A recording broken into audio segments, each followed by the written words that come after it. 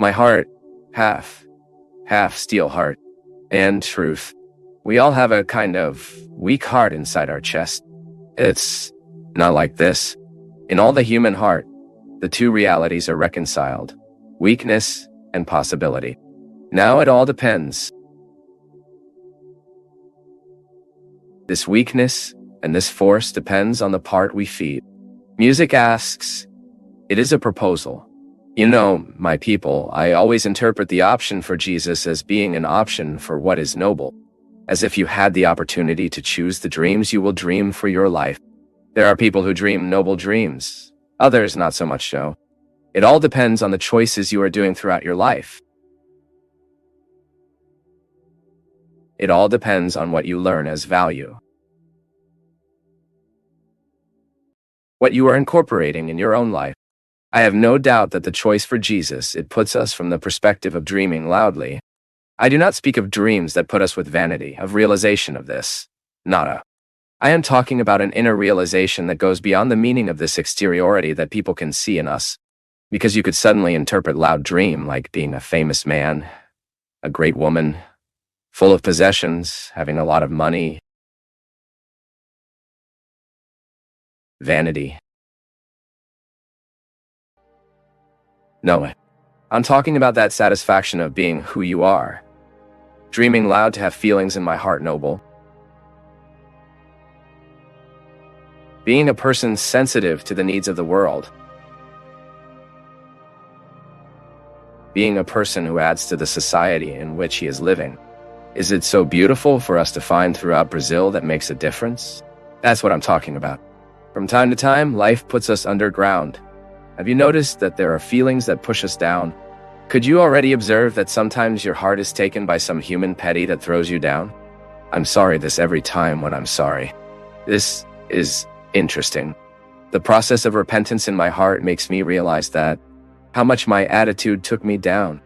And that's why I feel so sorry. Because I am a man full of defects. But I don't like losing it out of sight. I want to get things from above. I want to be a friend of the things of God. I want to be a partner of what works out, what it raises, what it builds. If I can't do well, if I don't live to do good, what will be left? Either I will be a neutral, or I will be someone who does evil. I don't know if there is human achievement in these two situations. Be neutral. Do not change or decrease, or live to partner with what is the culture of the underground. What is a shield? What plays down? What damages? What? Unless it is not. I don't think we need to waste our lives by partnering with what pushes us down. How do we partner with these things? When we allow our heart to become a territory for the development of this is. I remember that when I was at school, in the first year of primary, the first primary year of elementary school, our teacher taught us how to plant beans. And we planted the beans in cotton, didn't we? You must have gone through this experience too, right? We had a paircinho that we took from the house. The teacher said, "Inhas Azul is here laughing." Remembering this. Must have done this a lot with the students, so. We put on that sauce of cotton. We wet that cotton and hid a seed, a bean, which is already the seed, right? And our curious eyes, every day, kept watching. We had a moment of our class that Donna Rosangela took us to see the situation of beans. In the early days, nothing happened.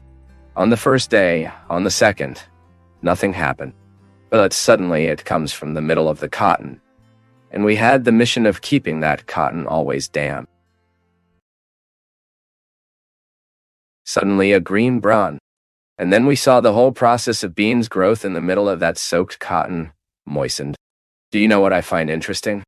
In these small lessons that life has given us through schools, in these small lessons that our eyes could witness, because someone had one day the sensitivity to show us the process of life.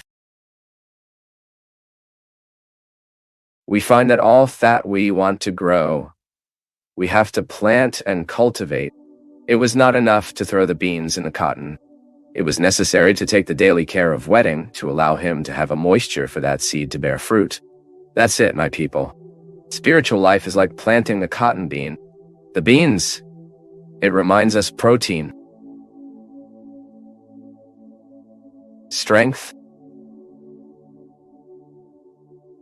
vitality, right? You must have listened to your mother a lot, right? If you do not eat rice with beans, it will be skinny the rest of your life. And we were afraid of being skinny, right? We had a dread of getting skinny, didn't we? Or not. Were you afraid of being skinny? I had horror, because my mother spoke, who does not eat will be skinny. There will be no health.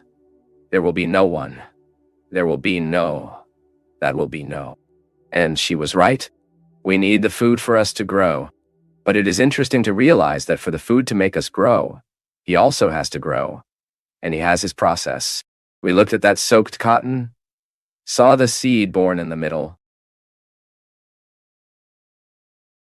and we learned a little about what life is like. A simple event. Today, at this moment, in many places in the world, the seeds are growing. The seeds are fruitful. They are rotting under the earth to give way to the fruit that will then reach our table. That's why I have a deep respect for farmers, men and women who cultivate the earth so that we have the food.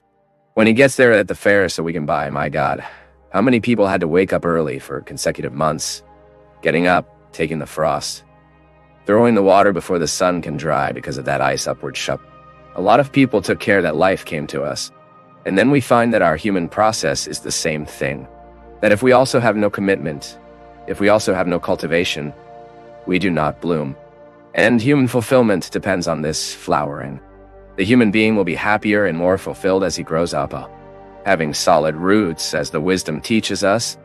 The same so much that the root grows out, it grows inward. The same so much that the plant grows up, it grows inward.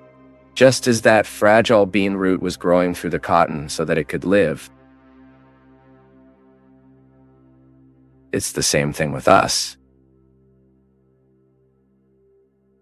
My people, we need to grow so that we can produce fruits, so that we can live with satisfaction, so that we can reach the top. Seeking things from above is, first of all, before being an obligation, it is a satisfaction. It bothers me a lot when religion is understood, conceived as a process of obligations. No. It is in the understanding that God does me good, that in accepting the law of God within my heart, much more than obeying a rule, I am favoring inner growth. The other day, a friend of mine played with me at the gym. He is not very religious, but then he went to see the recording of my DVD there in São Paulo. He was very touched with everything that happened there. And then this week he found me. So, is your program being live? I want to see this week. Then he came back and said like this, I think I'm getting a little dear. Then he's a person I like a lot, right? I find myself always there. I did his wedding. I presided over the celebration of his marriage. A special friend, but we never talk about religion. We talk about life. I never port with him as a priest. He meets me at the gym and we are friends. We talk about a lot of things. I tell mine a life. He tells him. But at that moment, when he played with me, I think I'm getting a little dear. I realized that in his heart, he was understanding that religion, he is not obliged. But by understanding religion as a beauty to be lived, he automatically interpreted the being Carla. And it's true. Sometimes in our lives, we have a great difficulty in incorporating value because we always look at value as a rule. The rule is very important. The rule guides. If it were not for the rules, society could not exist. We need the traffic rules. We need the rules written in the children. We need the rules written in the papers. Those that regularize human relations. It can't.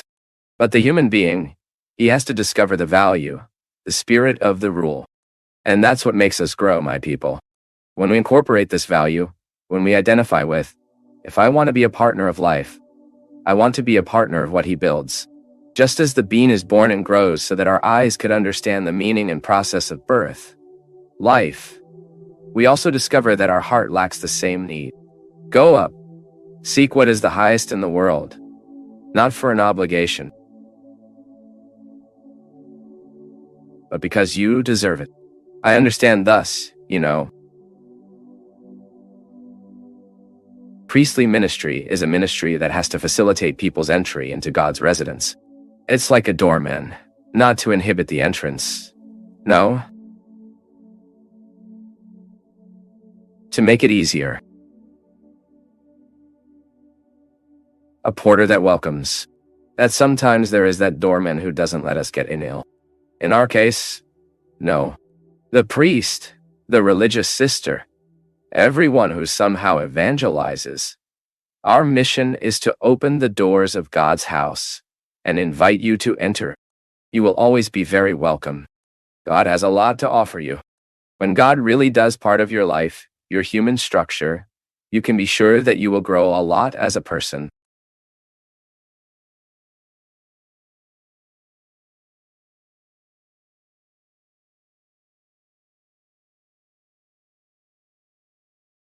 As we come to the end of our time together on Path of Faith, we invite you to continue the conversation in the comments section below. Don't forget to show your support by liking, sharing, and subscribing to our channel for more inspiring messages.